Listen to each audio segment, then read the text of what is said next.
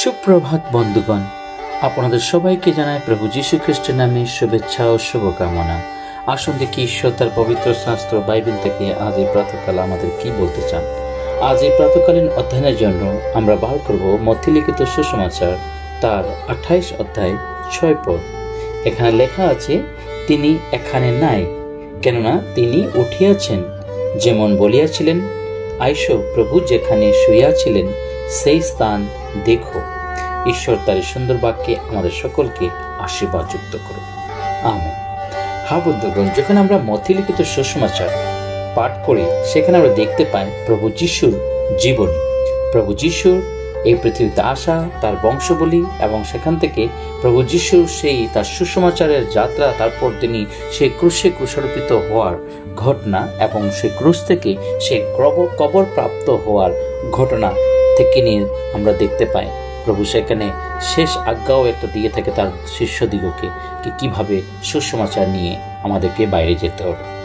তো আমরা যখন পাঠ করি আজকের এই অধ্যায়ে 6 পদে যখন দেখি, এখানে দেখতে পাই আমরা সেই স্বর্গ থেকে স্বর্গদূত সেখানে উপস্থিত হয়। তখন যখন আমরা জানি মরিয়ম এবং অন্য মরিয়ম মগদলিনী যখন প্রভুর সেই কবরে যায় কবরকে দেখার জন্য, সেখানে গিয়ে তৈলাভিষিক্ত করার জন্য, তখন তারা গিয়ে দেখে যে সেখানে এমন এক দৃশ্য যে সেখানে একটা বিদ্যুতের ন্যায় স্বর্গদূত সেখানে দাঁড়িয়ে আছে, এবং সেই পাথরটুকু সরিয়ে দিয়েছে। সেখানে একটা বড় ভূমিকম্প হয়ে সে সমস্ত সরিয়ে গেছে, এবং সেখানে সেই দূত তাদের সাথে কথা বলছে। এবং সেই দূত যখন সেখানে বার হয়, তোমরা জানতে পারি যে সেখানে এমন ঘটনা হয় যে বলে সেই তাদের দ্বারা সেখানে যে প্রহরীগণ কি হয়, কাঁপিতে লাগিয়াছিল, এবং তারা মৃতবোধ হইয়াছিল। হালেলুয়া, মৃতবোধ হইয়াছিল। এবং সেই স্ত্রী লোকদিগকে, সেই সমস্ত মহিলাদেরকে সেই স্বর্গদূত বলছে, কি বলছেন? তিনি বলছেন যে তিনি এখানে নাই। তিনি বলতে প্রভু যিশু, প্রভু যিশু এখানে নেই, কেননা তিনি উঠিয়াছেন, যেমন বলিয়াছিলেন, আইসো প্রভু যেখানে শুইয়াছিলেন সেই স্থান দেখো। হালেলুয়া। স্বর্গদূত সেখানে সেই মাগদলিনী মরিয়মকে বলছে যে তোমরা সেই কবর দেখো, যেখানে প্রভু যিশু শুয়েছিল সে জায়গাতে প্রভু নেই। হ্যাঁ বন্ধুগণ, আজ আমাদের এই বাক্য বোঝা খুবই প্রয়োজন। প্রভু যীশু খ্রিস্ট সেই কবরে নেই, প্রভু যীশু খ্রিস্ট সেখান থেকে জীবিত হয়েছে। আমরা এমন এক ঈশ্বর আরাধনা করি যিনি সেই মৃতকে জয় করে উঠেছেন, এবং তিনি আমাদেরকে জীবন দিয়েছেন। তো আজকে সেই সুসমাচার আমাদেরকে সেই স্বর্গদূতের ন্যায় আমাদেরকে সে অন্য জাতিদের কাছে বলা দরকার।